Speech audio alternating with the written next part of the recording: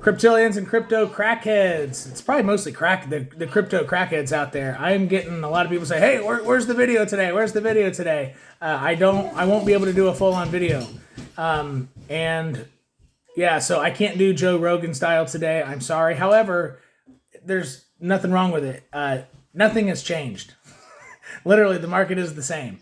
And so for anybody who thinks otherwise, that means you are looking at too small of time frames. When you are looking at a chart, you need to change the time frame. That usually is in the upper left-hand corner. It doesn't matter if you're using KuCoin's chart on the exchanges or TradingView. You need to get off the small time frames, 4 hour at the lowest. Unless there is some pretty aggressive things happening all at once, sometimes the 2 hour is okay to watch. But anytime you think you see something on the 2 hour chart, you need to confirm that with the 4 hour and make sure it fits into the story on the daily. They're all different stories, right? So you can't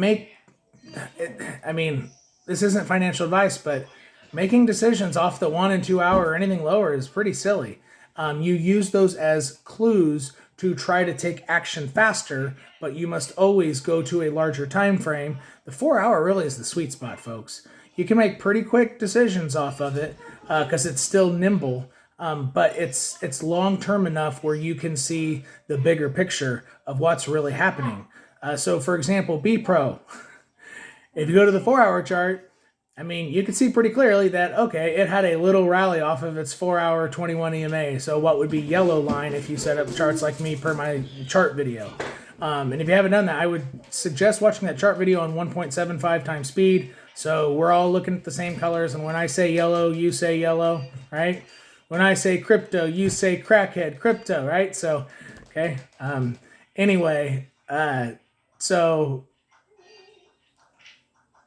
Cryptillian, sorry I left you out on that.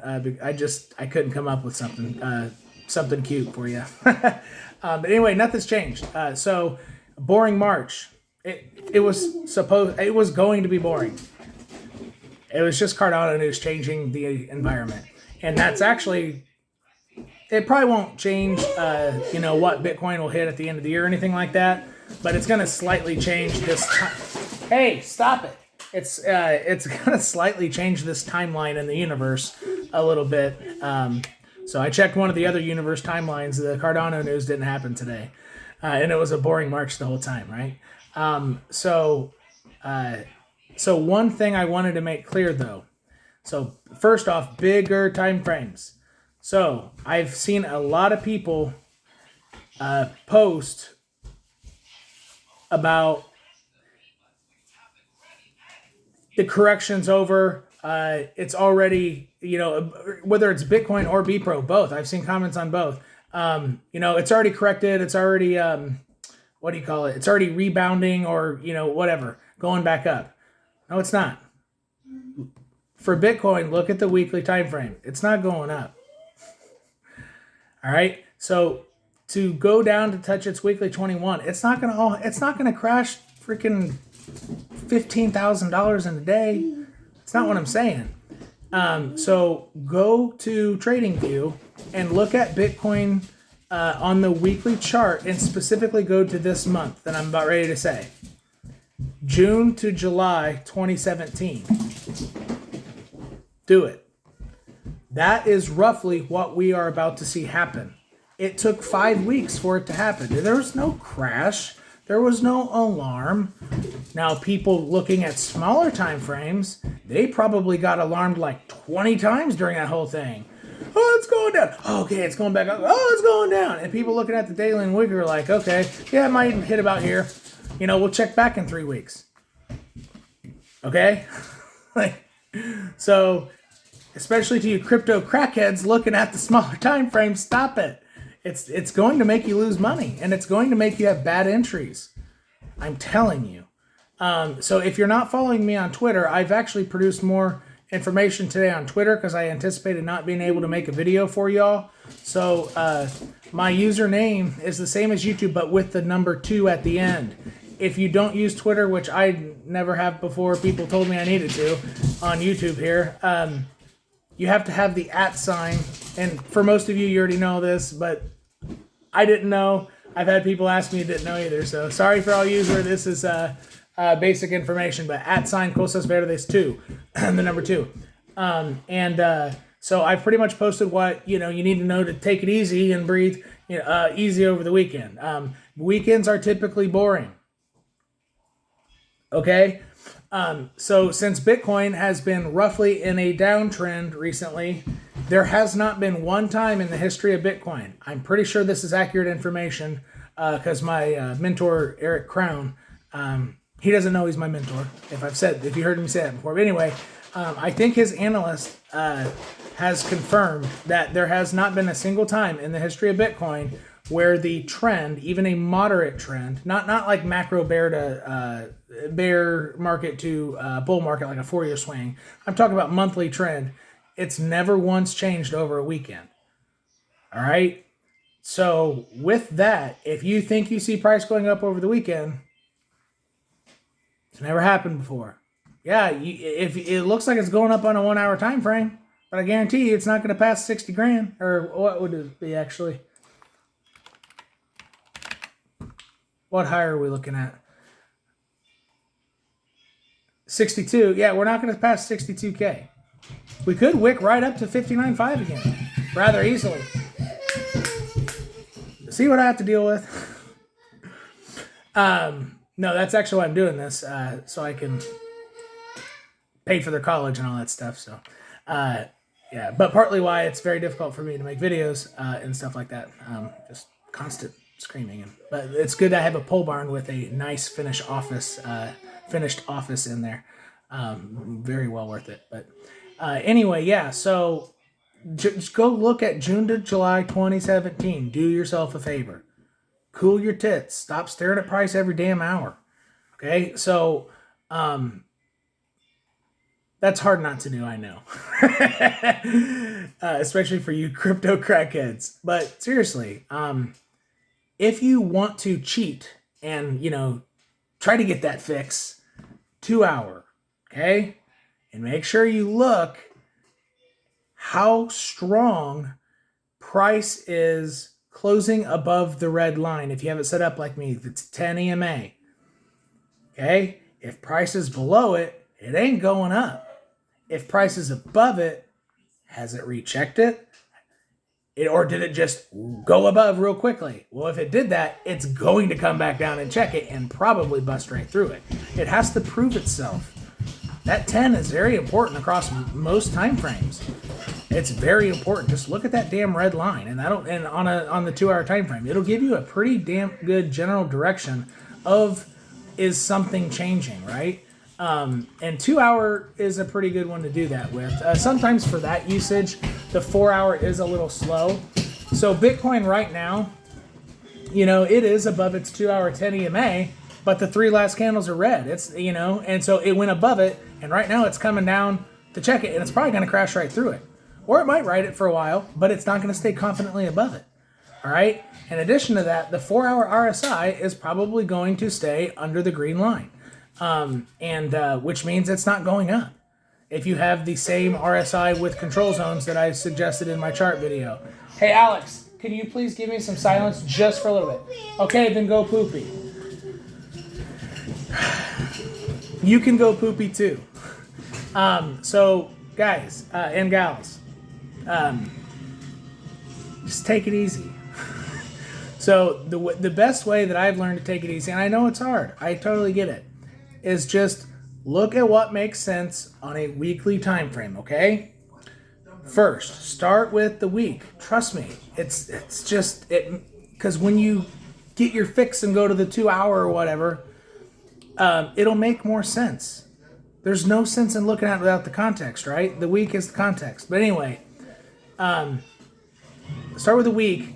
And if you want to buy a dip, go across the 2, 4, daily, and weekly again. Try to find 3 different areas where it would make sense that price would go down to and draw some straight lines, horizontals, or in the case of moving averages, they're going like this.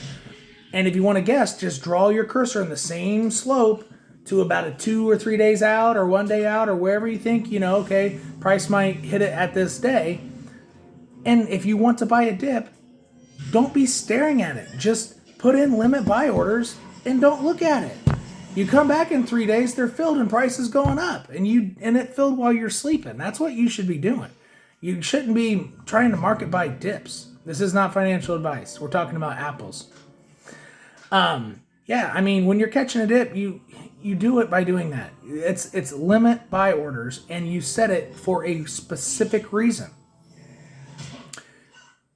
For example, I wanted to get a little bit more bulk because I was very confident it would come back down to that line that I have drawn at 0.0089. I think it's just under 9 cents. Guess what? All of my orders got filled. I wasn't even looking. And if I were looking at it, I would have seen it drop way below that line. It wicked. But as in my tweet, I said, even before I looked, I didn't even know it had done that, but when I tweeted it had already done it. I said, yeah, a 2-hour candle is not going to close below that line. And lo and behold, if you go to the 2-hour chart, the wick sure as hell, it went pretty far below it. It probably scared a lot of people out. Hopefully no cryptillions or crypto crackheads. Actually, hopefully no cryptillions. You crypto crackheads who haven't been tuning into this channel for a while, maybe you got scared because you're looking at small time frames, you crackheads. Stop it. But yeah, I mean, I look back and they're all filled. That's how you do it. The line made sense. And if it doesn't fill, that's cool. You just wait until it looks strong, and you can then market buy with momentum up. As long as it looks confident, right? Not this BEPRO, it's going up stuff. No. If it hasn't hit a level that makes sense, don't try that. But if you guess too low, try to make sense of it, okay? But not on a small time frame. So that little BEPRO blip, I actually drew that in my tweet on the 16th. I have 2 specific little humps where it went up a couple times. That's what it just did. My drawing isn't perfect. It actually went up a little higher than I suggested the little, mountain would go, but the point remains. It's not just straight. It goes up and down, but the general direction is down, right? So, to most of the folks I'm seeing comment, stop, you're relative to how you should be perceiving the market, how a lot of small dogs are really hyper and just go all the time. Don't do that. And whenever you feel that way, I'm telling you, go to the weekly chart and put some ice on your titties. Cool your tits, yo. But yeah, the market has not changed. It's going to stay boring. It's probably going to stay boring. It could only go down to 52,000. 52 is a fairly strong support level, okay? But if it does that, guess what's going to happen? JT, turn down the volume. What are you doing, dude? If it does only go to 52, guess what's going to happen? It's still going to spring off 52 at the same rate as if price had gone down below it and springed off, because it would spring off of that with harder force. And if you saw the graph of 2 alternate universes where one it went down to 52, one it went down to 40, price would be crossing all-time highs on the same day, because on the 52,000 one, it's simply going to go sideways for longer. It's going to go sideways for longer. All it will be doing is allowing the moving averages to catch up. That's it.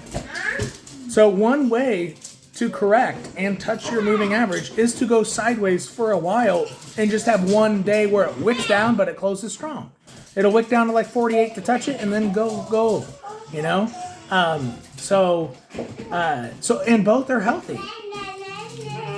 However, the sideways stuff isn't as common because exchanges aren't regulated, which has pros and cons. I think that has more pros than cons. So anybody out there, there should be more regulation. No, this space is about no regulation. No one can control this shit. It's the people's money. Have you ever heard that quote? Give me control of the money supply and I care not who makes the laws. Right? World governments have both. They make the laws and have control of the money supply. The entire reason for this space is to give the people at least one of those. Do you see what I'm saying? That's the entire point of Bitcoin. Not being regulated. To free the people. Like, it's the people's money, yo. You get what I'm saying? You're like, it doesn't matter if you're in Netherlands or South Africa, New Zealand, wherever you tune it in. Your government makes the laws and has control of the money supply.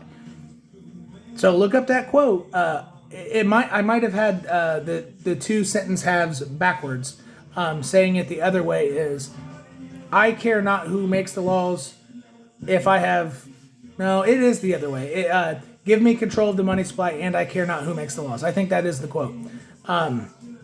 So if you want regulation, no, that's anti-Bitcoin. That's not why we're here. So unregulated exchanges, okay, I think that's good. And honestly, it gives you more opportunity to make money because it's scaring a lot of people out. And how do you make money in trading? People are giving you their money willingly because they don't know what they're doing. But it's not stealing anybody's money. Now, the exchanges do kind of do that. I've seen them stop me out to the penny. And on TradingView, it didn't go down that low. And it almost 100% follows TradingView. Some stupid crap happens, and it's frustrating. But you make more money from it in the long run if you know their games. And so why Bitcoin doesn't move sideways for too long very much, like it did in 2020, ish, especially after it went on that 14K run, went down to 5,000, and then really stayed kind of level at 9 to 12,000 for, I don't know, it might have been a year. It was a long time. The space was boring. That doesn't happen a lot, especially when there's volatility, because the exchanges don't want you to have an opportunity to catch longs. They want to scare you. All right, so that's why I don't think it's going to go sideways and stay at 52. I've kind of corrected my guess. I actually think it's going to take too long to hit the weekly 21 EMA in order to hit 40,000. I think it's going to hit at like 42,000 or 42.5. I re-looked at what I was looking at, and if I moved my cursor over 1 week where it seemed more appropriate for a nice slow descent down, that would put the weekly 21 EMA at about 42,000, and that support zone based off of weekly candles, 42 aligns perfectly with the wicks of those candles, which is sort of support too. That it's like half as powerful, but it counts as the support range, right? So I think it's more probable to hit 42, 42.5, and that'll happen later this month, in a couple weeks, like first week of April, something like that. Last week of March, first week of April. It's not going to scream down, folks. I'm not trying to scare anybody. So altcoins are hit or miss. So like Bolt's a really good example. Bolt, if you looked at Bolt's chart, it had a ton of resistance at that roughly 9 cent or 0.009 cent level. I don't think it's going to break it. It proved that it's heavy resistance, and that heavy resistance should be pretty heavy support. So even if Bitcoin, slowly descends, I think altcoins in that situation should do pretty well, and they could still go up. However, the coins that I think are going to scream down the hardest are the ones like Veracity and the ones that need a correction. I don't think they'll necessarily correct harder and crash and burn, but what I'm saying is the correction that is typical, 40 to 60% correction, will be more violent. But when it's more violent, guess what happens? The oscillator just gets tighter. So you can sell high, buy low, sell high, buy, I said that right. I thought I said it backwards. You can buy low, sell high more times. You can make way more money. Volatility equals money, people. Price going down is great. You make more money that way than if it just goes up forever. I'm telling you. You make way more money. Way more. So gotta get down to get up doesn't just apply with price. It applies with your bags. The price getting down to touch the floor allows you to make more money. It's just, don't sit there and hope for things to go up. That's not how. You want volatility. Volatility equals cash, right? Kind of like in cooking, non-sweet food, bacon equals flavor, at least in this country. I don't know about how many, and to my Muslim viewers, obviously that doesn't apply. And Jewish, that doesn't apply to you. But in my state, Indiana, we're kind of a farm community, so that's what we say. So volatility equals money. It equals more money for you. So guys, chill. Chill. That's all I got for you. You just got Timified Cryptillians, Crypto Crackheads. We'll see you next time.